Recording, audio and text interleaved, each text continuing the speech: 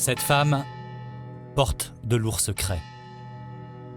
Après 25 ans de silence, Nicole Rossi accepte de tout nous raconter et même de revenir ici, à Mougins, sur la Côte d'Azur, là où toute cette histoire a commencé, dans cette église.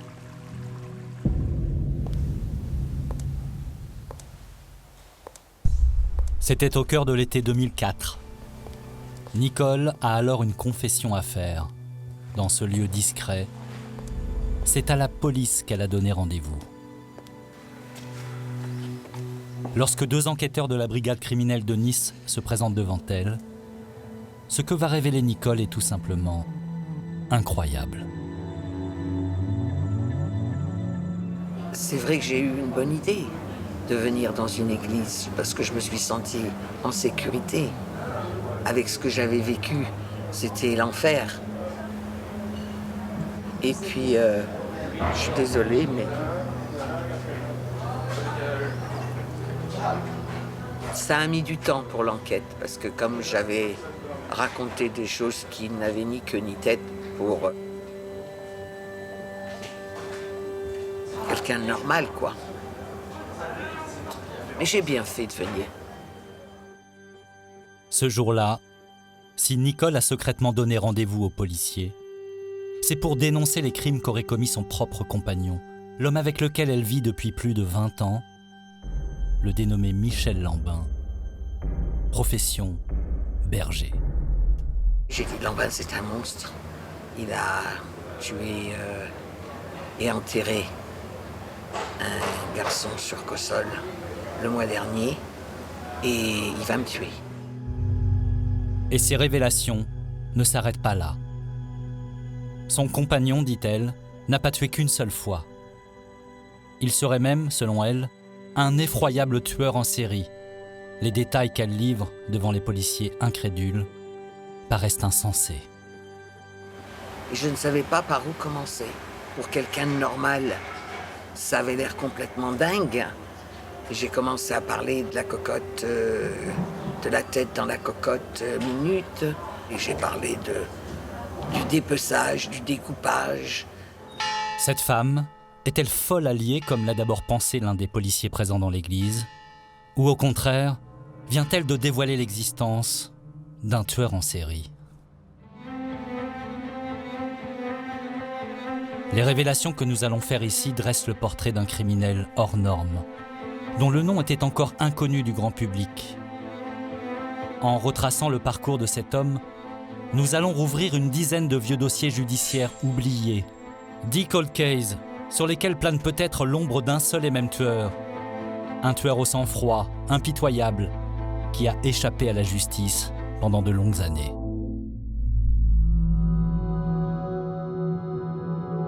Non loin de la Côte d'Azur, dans ces collines au-dessus de Grasse, la bergerie du Bayou à Cossol est un endroit isolé. Ici, Michel Lambin élève des chèvres et produit des fromages. En apparence, la vie de ce berger et de sa compagne, Nicole Rossi, est tranquille.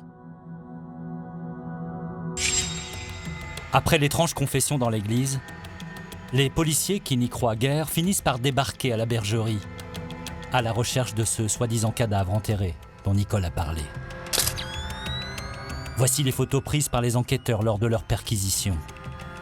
Un chemin défoncé, des épaves de voitures, un immense bric-à-brac, avec au milieu la bergerie, vaste bâtiment inachevé abritant une centaine de chèvres. Le couple, lui, habite dans ces maisonnettes rudimentaires. Les enquêteurs sont intrigués. Que vont-ils découvrir ici? Allez, venez. Aujourd'hui, Nicole Rossi accepte de refaire ce chemin en nous ouvrant les portes de cette immense propriété où, depuis ses révélations, elle vit désormais seule. On y va. Elle nous conduit vers un terrain, à l'écart, qu'elle appelle le Labour. Là où, en septembre 2005, elle a conduit les policiers. Ici, on est à l'endroit où a été enterré le corps. Il a fait un trou Voilà le monticule de terre qui a été enlevé. Je leur ai dit, c'est là. Ils ont commencé à creuser, ils ne le trouvaient pas. Mais très vite, des restes humains sont exhumés ici. Nicole Rossi avait donc dit vrai. Son compagnon est interpellé. Pour elle, c'est la délivrance. Et ça faisait 25 ans que j'attendais qu'il se fasse arrêter. Il avait vraiment la baraka. Je me suis dit, il va finir par se faire arrêter à force de tuer les gens comme ça. Parce qu'il tuait les gens comme vous brossez les dents. Eh bien jamais il s'est fait arrêter. Il s'est fait soupçonner, mais jamais arrêté. Là, je me suis dit, j'ai une preuve, enfin une preuve. Après cette première découverte, capitale, les policiers fouillent le domicile du berger à la recherche d'autres indices. Ils mettent la main sur une impressionnante collection de couteaux de cuisine et surtout toutes sortes d'armes à feu. Fusils mitrailleurs, fusils à lunettes, fusils à pompe, armes de poing. Mais qui est vraiment Michel Lambin, le soi-disant tranquille berger de la ferme du Bayou à Cossol? Dans cette vidéo familiale datant des années 90, l'homme qui tient la caméra, c'est lui, Michel Lambin. Le terrain, il va jusqu'à la carrière qu'on voit là-bas. Il fait aussi les commentaires, sorte de tour du propriétaire de sa bergerie. Voilà. Le terrain, il va jusqu'à là. Dont il est très fier. Là, on voit bien, on distingue bien la route. Voilà, mon voisin Mimile. Voilà, une voiture qui passe sur la route. Fuyant l'agitation de la région parisienne, Michel Lambin s'est installé ici avec Nicole pour vivre en harmonie avec la nature. Elles sont belles, ces petites fleurs. Et ceux-là, elles sont bien ouvertes. Voilà, elles sont très belles. Ce jour-là, dans ce message vidéo adressé à ses parents, Lambin, qui a alors la quarantaine, montre un visage on ne peut plus sympathique. Alors, un petit clin d'œil à vous tous. Je vous embrasse tous. Et j'espère que tout le monde va bien. Vous voyez où que je suis? C'est un peu le paradis auprès de la région parisienne. Alors, ici, j'ai pas le temps de m'emmerder. Alors, gros bisous à toi, papa, maman, et puis t'embrasse tout le monde. Allez, gros bisous à tout le monde, et ciao. Après la découverte du cadavre dans ces collines de Cossol, les enquêteurs prennent désormais au sérieux les autres révélations de l'ex-compagne du berger qui expliquent que Lambin aurait tué au moins 10 personnes. Et ce, pour toutes sortes de raisons. Par cupidité, par jalousie, par orgueil, parfois pour le simple plaisir de tuer. On retrouve alors de vieux dossiers judiciaires, remontant pour certains aux années 80.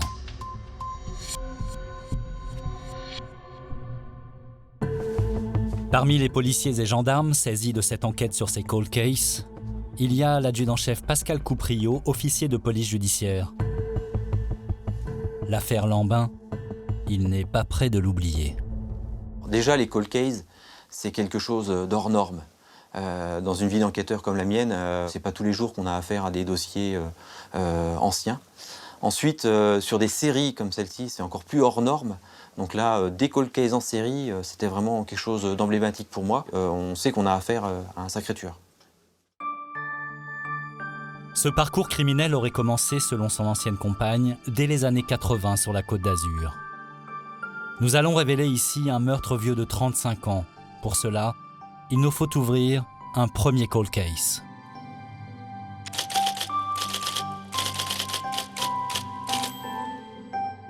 C'est ici, à Mougins, que vit alors une jeune femme de 28 ans, plutôt délurée, Nicole Rossi. Dans un bar, elle rencontre un jeune Parisien de passage. Michel Lambin a alors 33 ans. Ils sortent ensemble. Il était charmeur, il était enjôleur, il était serviable, il était... Bon, c'était pas mon copain assidu. À cette époque-là, j'en avais plusieurs que je voyais quand je voulais. J'étais une femme libre, j'avais pas d'enfant. Une gueule d'ange qui plaît aux femmes, mais le beau gosse n'a pas pour autant l'allure d'un playboy. Ben, la dégaine, pantalon de velours, pull pull où on aurait pu lire le journal à travers tellement qu'il était limé. Pour les gens de la côte, il faisait minable, quoi. Moi, je m'en foutais. Pour moi, c'était pas un critère. Je cherchais pas un mec à pognon. Moi, je cherchais à m'amuser. Sur la Côte d'Azur, Nicole aime faire la fête. Apparemment, elle aime aussi les mauvais garçons. Ici, dans son appartement du Canet, elle reçoit beaucoup, parmi ses amis, Michel Tasselli, un fils de bonne famille, accro à l'héroïne. En janvier 83, ce Tasselli croise par hasard Lambin chez Nicole. Sont-ils rivaux? La poignée de main est glaciale.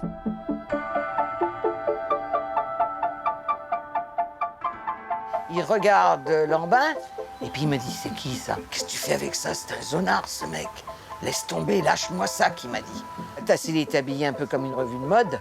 À côté de Lambin, c'est vrai qu'il faisait tache. Bon. Puis ils s'en est resté là. Ils se sont dit bonjour, et puis Tasselli est reparti, et point barre. Mais je pense que ça n'a pas plu à Lambin, parce qu'il l'a rabaissé. Il l'a traité de zonard. Quelques jours plus tard, Michel Tasselli, qui fête son anniversaire chez Nicole, la quitte à 23h. Il regagne son véhicule garé dans une rue voisine et flâne quelques instants avant de démarrer. À ce moment-là, un homme s'approche. Michel Tasselli, l'ami de Nicole, sera retrouvé mort, 2 balles dans le corps.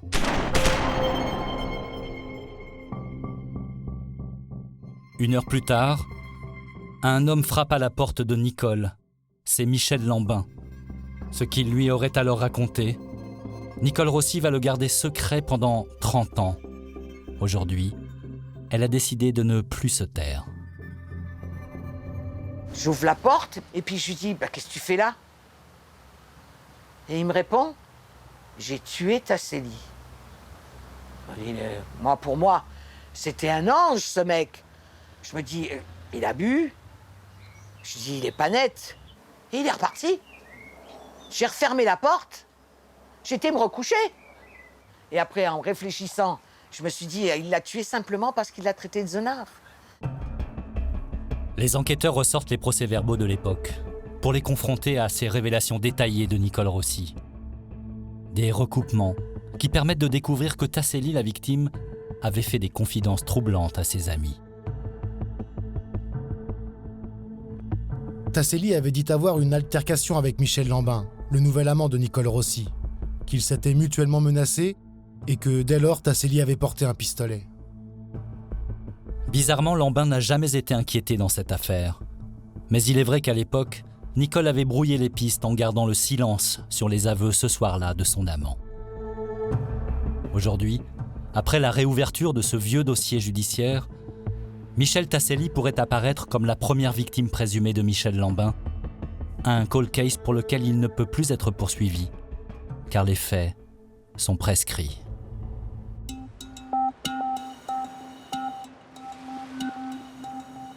À Nice, un homme connaît bien la vie de Michel Lambin. Un ancien flic. Aujourd'hui retraité de la PJ, Roger Naon a longtemps enquêté sur les gros voyous de la Côte d'Azur. Il est toujours un passionné d'affaires criminelles et continue de travailler pour les tribunaux comme enquêteur de personnalité. Alors une enquête de personnalité, elle est toujours demandée à la demande d'un magistrat instructeur qui me demande de faire une enquête sur la personnalité de l'individu qui est mis en examen. D'où le terme d'enquête qui m'oblige à aller évidemment faire des recherches tant dans les archives de police que dans les témoignages des uns et des autres qui permettent des fois de remonter assez loin. Et l'ancien flic Roger Naon remonte jusqu'à l'enfance. Michel Lambin, né en 1950 dans la banlieue sud de Paris, est l'aîné d'une famille ouvrière de 8 enfants. Dès le plus jeune âge, sa scolarité est difficile. Hostile à l'autorité, il supporte mal la frustration. Roger Naon a retrouvé les commentaires des anciens instituteurs de Lambin. A volé de l'argent, trop dissipé et aucune crainte de ses parents. Caractère très difficile, instable, enfant très mal tenu. Conduite déplorable. Insolent avec tous les maîtres, entraîne ses camarades au vice. C'est pas son truc, la scolarité. Et sur le plan de la discipline, insolence, absentéisme. Je me rappelle même les réflexions d'un instituteur qui avait dit qu'il utilisait son intelligence dans la malice. On a bien demandé à la maman, qui pour elle c'était son fils préféré, elle était vraiment laxiste à son égard, elle lui passait tout. Dès l'adolescence, Michel Lambin finit souvent au poste pour toutes sortes de vols, notamment des voitures. C'est aussi un bagarreur. Dès ses 17 ans, il s'entraîne au tir, se passionne pour les armes à feu et fait des allers-retours à la prison de Fresnes pour port d'armes prohibées ou coups et blessures. Professionnellement, Lambin ne trouvera jamais sa voie. Il tente bien de devenir charcutier, puis électricien, sans succès. À chaque fois, il s'est passé quelque chose, quoi. Alors chez un employeur, c'est parce qu'il avait frappé un collègue. Et le patron dit, c'est pas la première fois qu'il frappe le collègue, qu'il frappe déjà, qu'il est violent. Donc il a été licencié. Une seconde fois, on l'a soupçonné d'avoir volé dans un chantier. Et le patron, à l'époque, disait quand même, il sort de prison, je l'ai pris dans le cadre de l'insertion, et il me joue ce mauvais tour. C'est pas correct, quoi. C'est une forte tête. Mais Michel Lambin montre aussi, dès cette époque, un autre visage. Marié dès l'âge de 18 ans, il est le père affectueux de 3 petites filles. Sa famille est installée ici, dans ce pavillon à Palaiseau. Une double vie donc, car le jeune père de famille sait aussi dégainer son pistolet pour monter au braquage. 3 mars 77, Paris 18e, attaque à main armée contre son ancienne entreprise. Butin, 250 000 francs. Lambin s'enfuit dans sa propre voiture. Les hommes de l'anti-gang n'auront pas de mal à le retrouver. Résultat, première grosse condamnation, 7 ans d'emprisonnement pour braquage. Dans sa cellule à Fresnes, Michel Lambin est persuadé d'avoir été balancé par un membre de son entourage. Il aurait alors juré de se venger.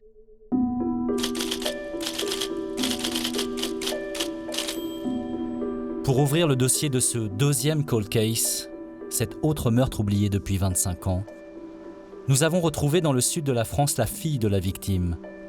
Valérie se souvient avec émotion de son père disparu. Un bon vivant, tous les gens de la famille à ma maman disaient que c'était un homme rigolo. Il aimait faire la fête et il était avec nous, ses filles, un papa gâteau, quoi. Plein de câlins, plein de tendresse, vraiment un papa que tout le monde aimerait avoir. Kamel Gendouz, surnommé Marcel, est membre de l'ancienne belle famille de Lambin. Le 17 juillet 1983, les deux hommes se retrouvent en compagnie de Nicole Rossi lors d'un déjeuner de famille à Bobigny. Lambin sort alors tout juste de prison. Valérie, la fille de Marcel, se souvient que les deux hommes, après avoir longuement discuté, s'étaient brusquement éclipsés en compagnie de Nicole. Ils sont partis ensemble et quand il est revenu avec cette dame Nicole, on lui a demandé où était mon père. Il a dit je l'ai laissé au bout de la rue parce qu'il a rencontré un copain. Donc soi-disant il l'a laissé en voiture au bout de la rue, quoi. Et voilà, depuis plus de nouvelles de papa. Valérie se souvient que la disparition de Marcel avait été signalée par sa compagne, elle aussi très inquiète. Elle a mis une annonce comme quoi que papa avait disparu, si quelqu'un avait vu ou l'avait rencontré ou quoi que ce soit. Il aurait pu avoir un accident, se blesser, on ne sait pas. Papa, il ne serait pas parti comme ça, c'était pas possible. Je savais qu'il lui était arrivé quelque chose de très très grave. On s'est toujours posé des questions, j'ai toujours eu un doute sur cet homme, Michel Lambin, en sachant que papa était parti avec lui, en sachant comme il était. Là encore, cette disparition va rester un mystère total pendant 25 ans. Jusqu'au jour où Nicole Rossi va livrer aux policiers sa version du meurtre. Ce jour-là, elle était dans la voiture. Pendant ce fameux déjeuner de famille à Bobigny, Lambin aurait promis à Marcel une bonne affaire. Un lot de pistolets soi-disant caché à la campagne. Direction Meaux, en Seine-et-Marne. Là, selon Nicole, Lambin se gare près d'un bâtiment désaffecté. Marcel sort de voiture. Lambin le suit, en ordonnant à Nicole de l'attendre.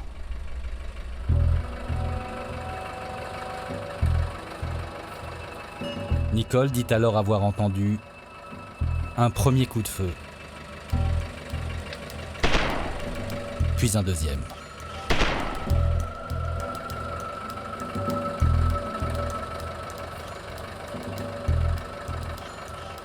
Lambin est revenu tout seul.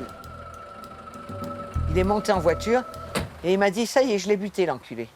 Il me dit « Tu te rends compte ?» Il m'a supplié. Alors je lui ai tiré une balle dans le genou pour pas qu'il court, pour pas qu'il s'échappe. Il m'a dit « Tu vas pas me tuer, ma femme est enceinte, je vais avoir un bébé. Tu vas pas me tuer, on fait partie de la même famille. Tu vas pas me tuer. Non, non, non, non, je vais pas te tuer », qu'il lui a dit. Voilà. Et puis alors, joisse, l'extase, il en était en extase. Moi, j'ai fermé ma gueule, j'ai rien dit. Qu'est-ce que vous voulez dire dans des cas pareils? J'allais lui dire, oh, mais t'aurais pas dû, mais t'as pas honte, mais tu risques la prison, et si on te prend, et si... Bon, moi, j'ai fermé ma gueule, j'ai rien dit. La suite de ce que nous raconte Nicole Rossi est sordide. Et ce serait passé ici quelques semaines plus tard, dans cet appartement du 15e arrondissement de Paris, chez un ami de Lambin. Et elle est digne d'un film d'horreur.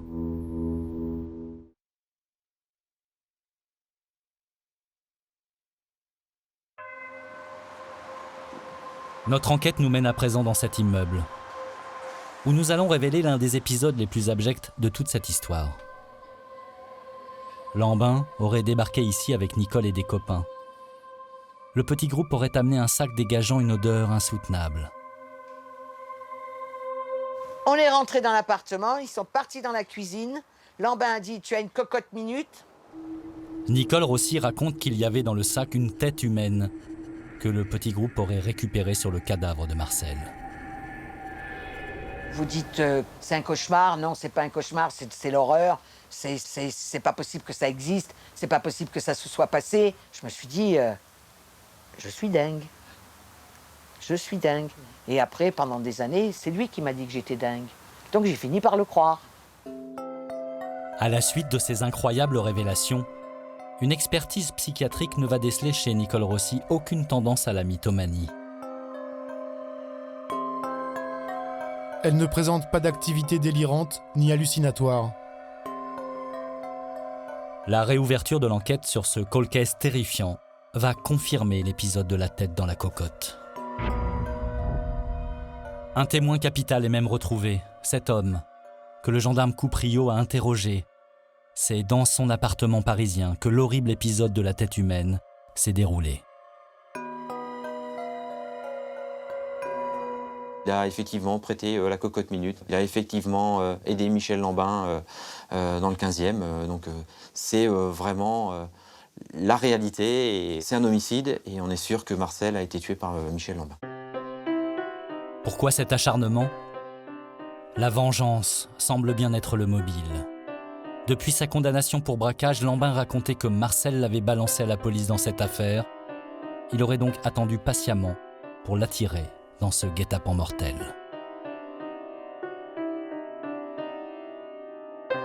Comment Nicole Rossi a-t-elle pu rester avec cet homme après avoir assisté à de telles scènes d'horreur ?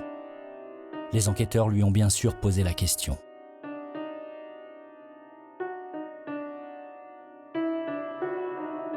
Une fois que Lambin vous met la main dessus, il vous lâche plus. C'est ce qu'il a fait pour moi. Je n'avais aucune possibilité de partir. Quand j'ai vu ce qu'il était capable de faire, j'ai essayé de m'en éloigner, mais il m'a prévenu tout de suite. Si tu me quittes, il m'a dit, je tue ton frère, ta sœur, je leur bouffe le foie, la cervelle et le cœur. Année après année, crime après crime, le tueur présumé va passer à travers les mailles du filet de la justice. Jamais inquiété, jamais soupçonné. d'autres cold cases vieux de 25 ans vont pourtant ressurgir, avec pour dénominateur commun un seul et même homme.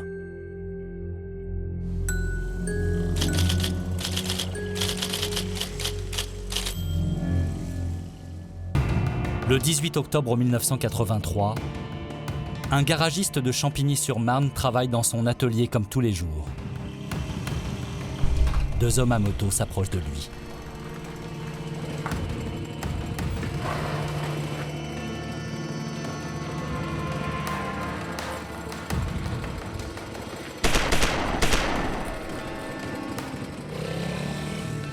Le garagiste s'appelait Christian Lepage.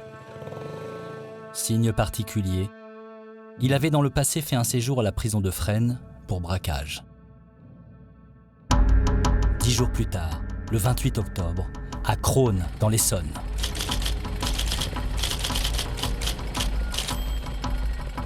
Sur un parking, un homme change une roue de son véhicule. Là encore, 2 hommes à moto surgissent.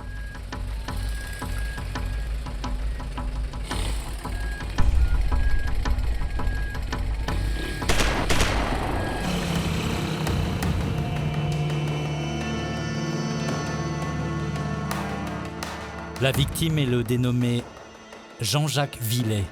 Signe particulier, lui aussi avait dans son passé fait un séjour à Fresnes pour proxénétisme et cambriolage. À la brigade criminelle de la PJ de Versailles, l'inspecteur Gérard Merville enquête sur cet homicide. Aujourd'hui à la retraite, il accepte de se replonger dans cette vieille affaire et de revenir sur les lieux du crime de Crosne dans l'Essonne. La victime a été retrouvée sensiblement entre 2 voitures comme ces 2-là.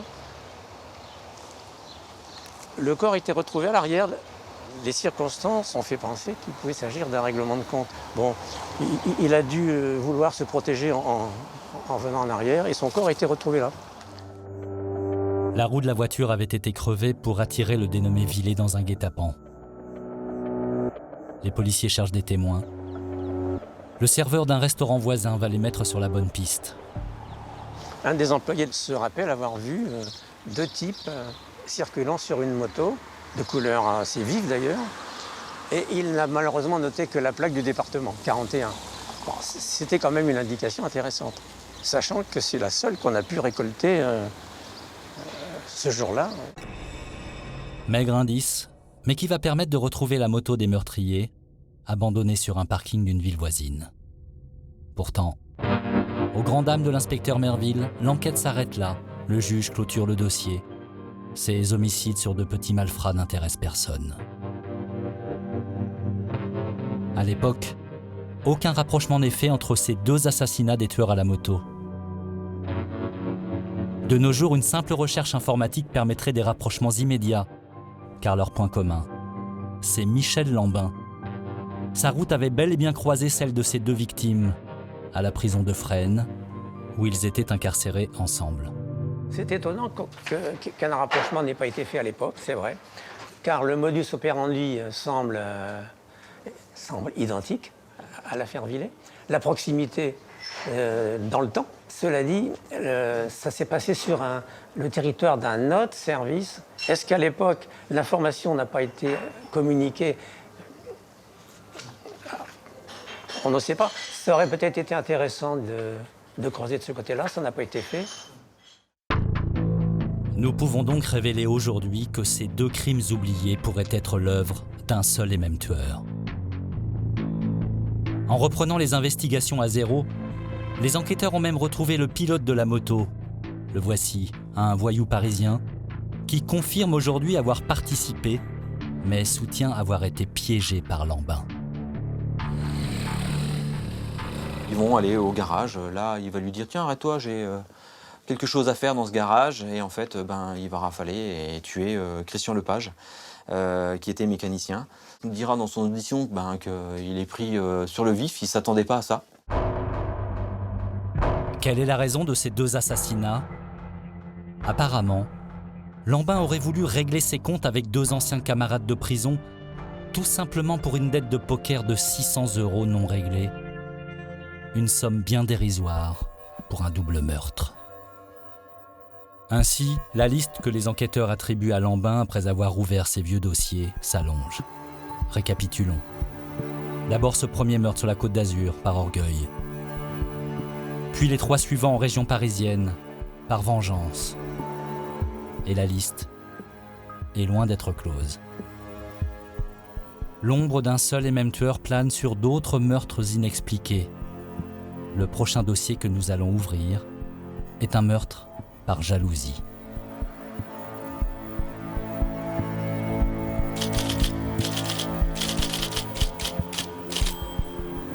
Villiers-sur-Marne, 6 janvier 1984.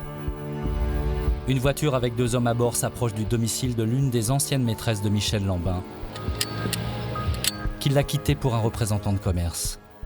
Il est 19h. Le nouveau compagnon de cette femme rentre du travail.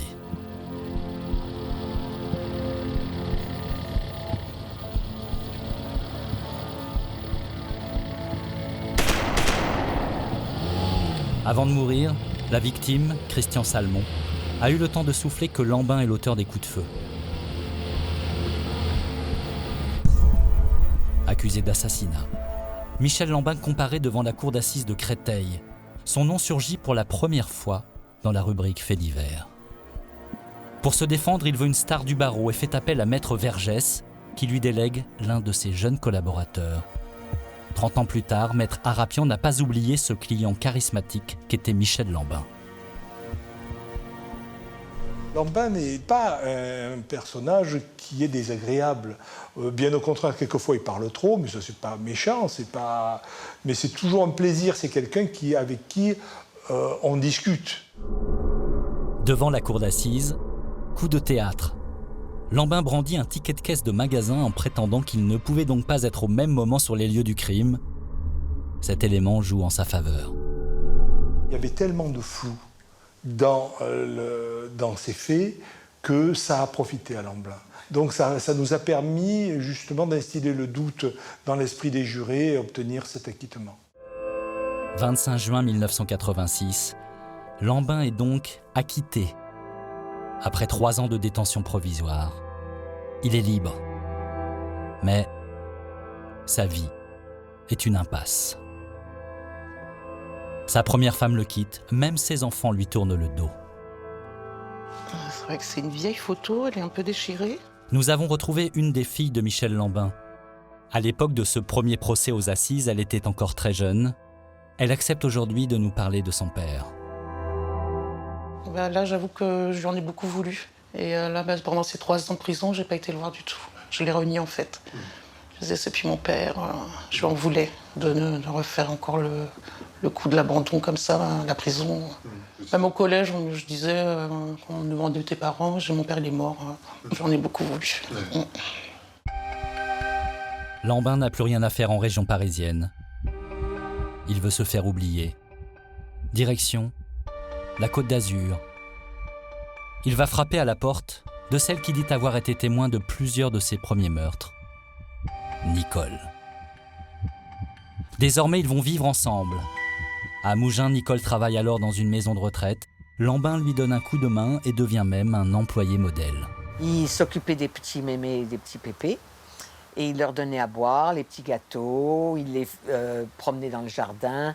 Il le trouve gentil, il le trouve serviable, il le trouve un ange.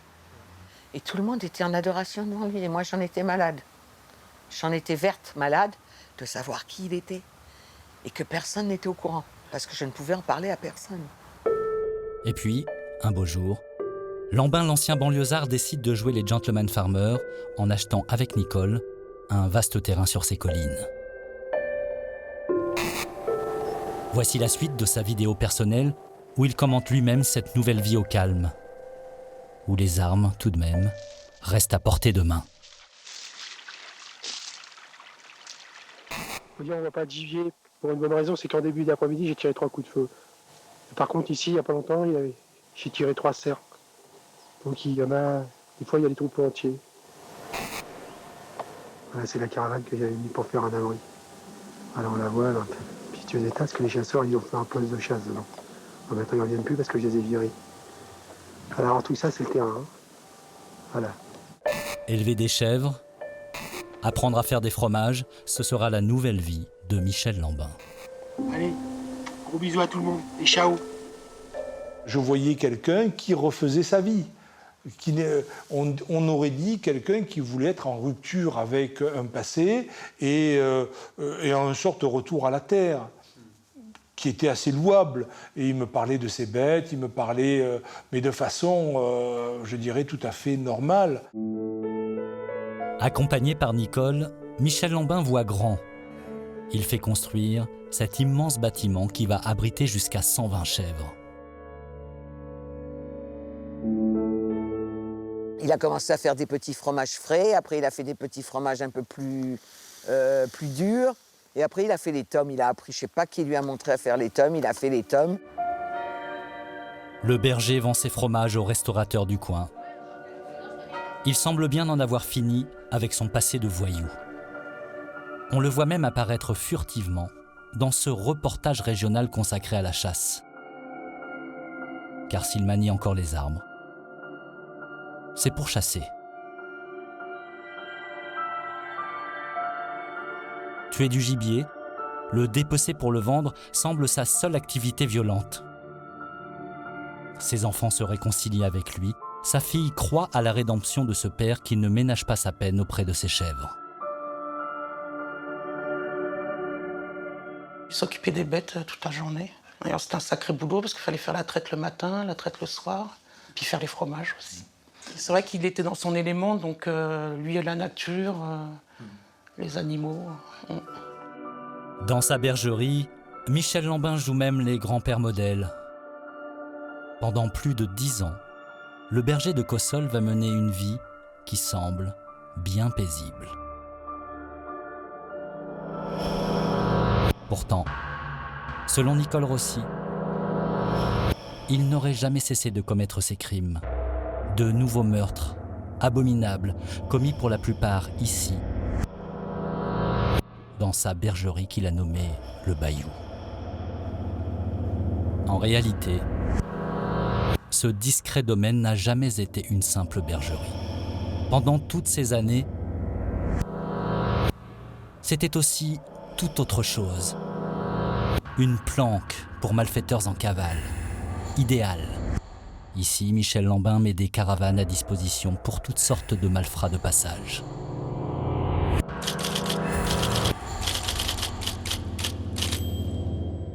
Au printemps 2001, une voiture avec 3 hommes à bord s'approche des collines de Cossol.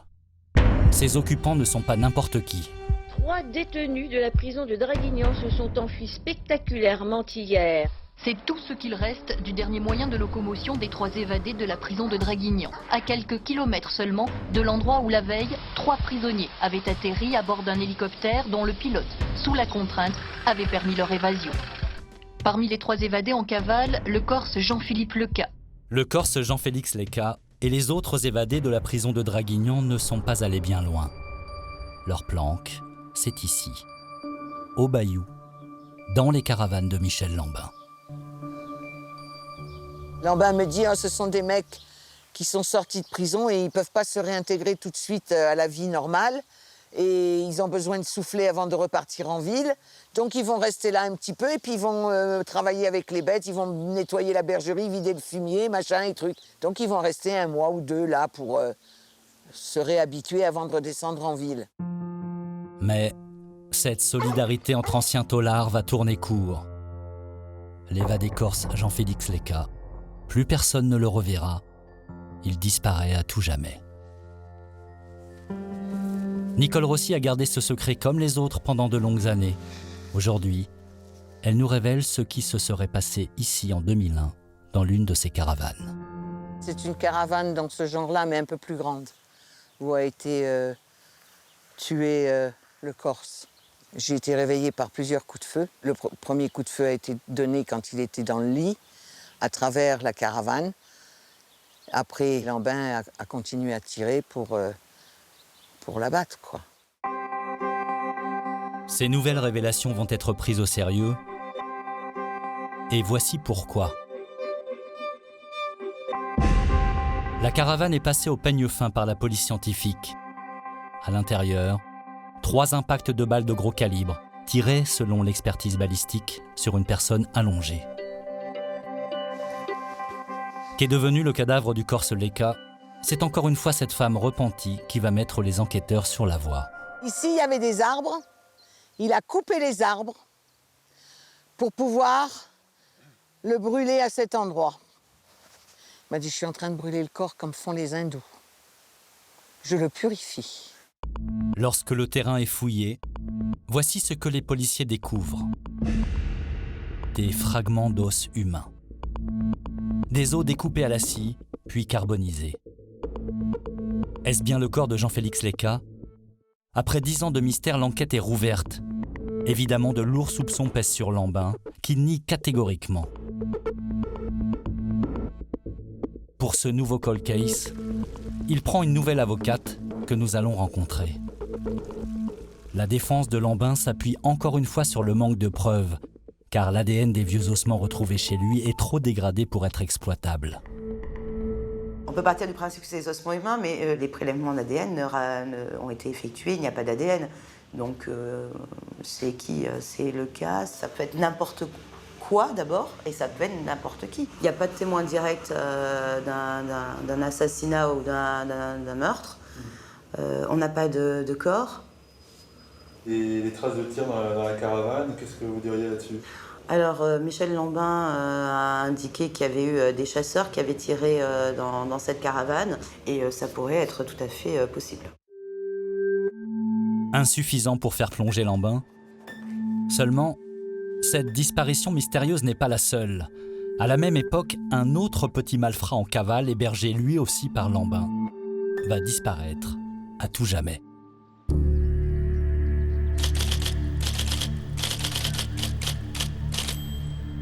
Pour ouvrir ce nouveau dossier, nous avons rendez-vous loin des collines de Cossol avec cette femme. C'est la mère de la 8e victime présumée du berger. Au printemps 2001, peu de temps après avoir rencontré Michel Lambin, son fils Farid, lui non plus, n'a plus jamais donné signe de vie. Il était jeune, il avait 23 ans. Je te promets, mon fils, que je me battrai jusqu'à ma mort pour que justice soit rendue pour ce qu'on t'a fait. La mort de son fils, que nous allons révéler maintenant, est barbare. Probablement l'une des pires atrocités présumées commises à la bergerie.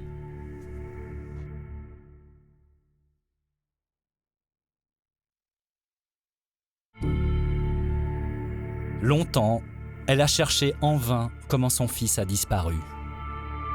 Au moment de sa disparition, Farid Eragdi est un jeune délinquant qui veut à la fois échapper aux policiers et blanchir de l'argent sale. Il s'adresse à Lambin, qui lui offre une planque et lui promet de l'aider à placer son magot.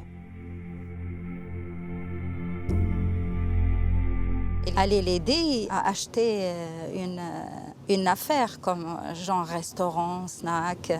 Farid, il était totalement en confiance. Et il avait même cru trouver le père qu'il a toujours cherché. Michel Lambin, c'est quelqu'un qui est doué d'un pouvoir de manipulation phénoménal. Que s'est-il réellement passé dans ces collines de Cossol? Après 10 années de mystère, Nicole Rossi a raconté aux policiers une fois de plus ce qu'elle cachait. C'est ici, dans cet autre recoin de la bergerie, que Lambin aurait abattu le jeune Farid Eragdi. Quand je suis arrivée au niveau de ce portail-là, j'ai vu à 1,50 m, 2 mètres, 2 seaux. Il y avait, dans un des seaux, il y avait une veste, genre doudoune à plumes. Dans de l'eau était rouge sang. Et dans l'autre, il y avait la paire de baskets, un pantalon, c'était les vêtements de quelqu'un. Ce 8e cold case est d'un degré supplémentaire dans l'horreur. Farid, il a Il l'a accroché avec un crochet de boucher pour le dépecer. Un meurtre de plus donc, selon les accusations de Nicole Rossi. Elle explique avoir attendu aussi longtemps avant de dénoncer ses crimes, par peur, par soumission. Mais pour la défense de Michel Lambin, rien n'est crédible, ni les accusations, ni cette justification. Non mais Nicole Rossi n'est absolument pas une femme soumise. D'accord? Donc ça, il faut enlever ça des esprits. C'est une femme réfléchie, posée. On n'a pas enquêté sur Nicole Rossi et c'est bien bizarre. D'ailleurs, moi, je me suis posé la question, pourquoi elle ne se retrouve pas mise en cause dans ces dossiers? Elle devrait comparaître devant la cour d'assises. Parce qu'elle est au courant de tout, ça s'appelle la non-dénonciation de crime, et elle n'a jamais été mise en cause dans les dossiers, quels qu'ils soient. Et pourquoi, à votre avis? Parce que c'est une balance. Pendant toutes ces années, dans sa ferme du Bayou, le berger n'aurait donc commis aucun crime. Pourtant, une nouvelle disparition mystérieuse va le faire tomber définitivement.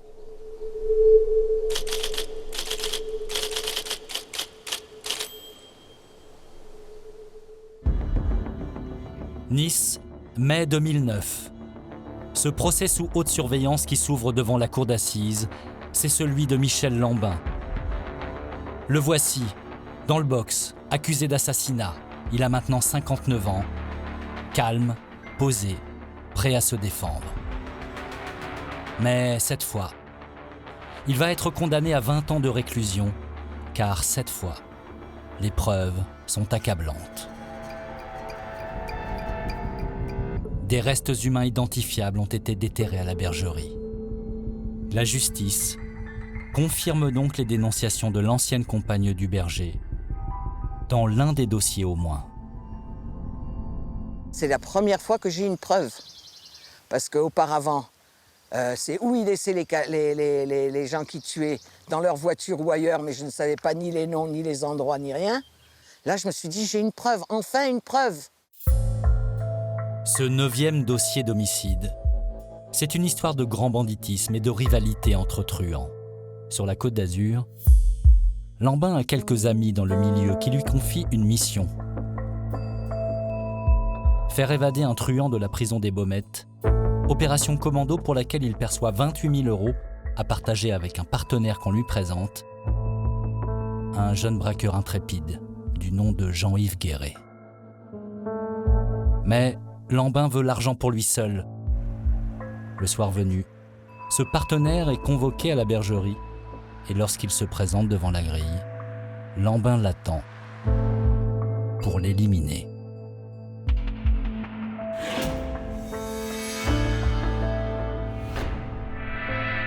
Nous avons retrouvé le frère de cet homme abattu ce soir-là par Lambin à la bergerie. Il accepte de nous raconter ce qu'il sait de ce guet-apens fatal.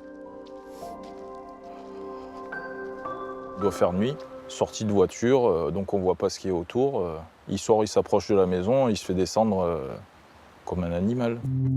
Michel Lambin se débarrasse du corps en creusant le sol de sa bergerie. Il l'a enterré à quelques centimètres de profondeur, 50 cm si mes souvenirs sont bons. Donc 50 cm, ce qui laisse les animaux, le soin des animaux de manger un peu, voilà. C'est donc pour ce 9e cold case qu'en 2009, Michel Lambin est condamné à 20 ans de réclusion, ramené à 18 ans en appel. Fin de son parcours criminel présumé. Il nous reste à révéler une autre affaire, la plus injuste, le 10e cold case.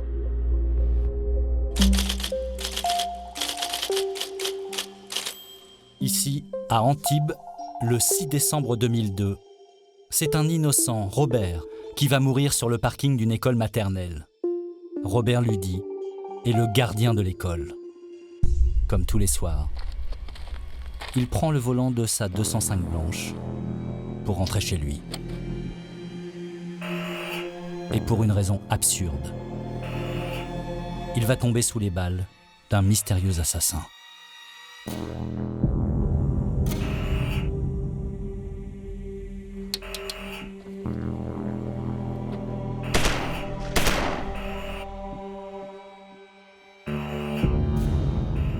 Le lendemain matin, sans nouvelles de son frère, la sœur de Robert Ludy se rend sur place. C'est elle qui va découvrir le corps sans vie du gardien d'école. Je le retrouve allongé dans la voiture. Sa tête était sur le siège côté passager, dans une mare de sang. Je me suis assise par terre à côté de lui, je tenais sa main. Il a été assassiné de 2 balles dans la tête, au visage. Pourquoi cet innocent gardien d'école a-t-il été assassiné? Le mystère est total. Pompier volontaire, entraîneur du club de foot, Robert Ludy était un jeune homme sans histoire et sans ennemis. Là encore, la clé du mystère se trouve ici, à la Bergerie. C'est en enquêtant sur les autres crimes présumés de Lambin que les policiers vont retrouver parmi toutes les armes découvertes à la ferme, le pistolet ayant servi à assassiner le gardien d'école. Pour la justice, Michel Lambin aurait tué, sur ordre d'un truand de Cannes bien connu dans le milieu, un certain Fornassari. Le mobile du crime serait une absurde histoire de jalousie amoureuse. Le malheureux gardien d'école aurait été exécuté pour la seule raison qu'il avait fréquenté dans le passé la petite amie de ce truand jaloux. Chez les policiers, ce type de contrat, ce genre d'assassin, porte un nom. Tueur à gages.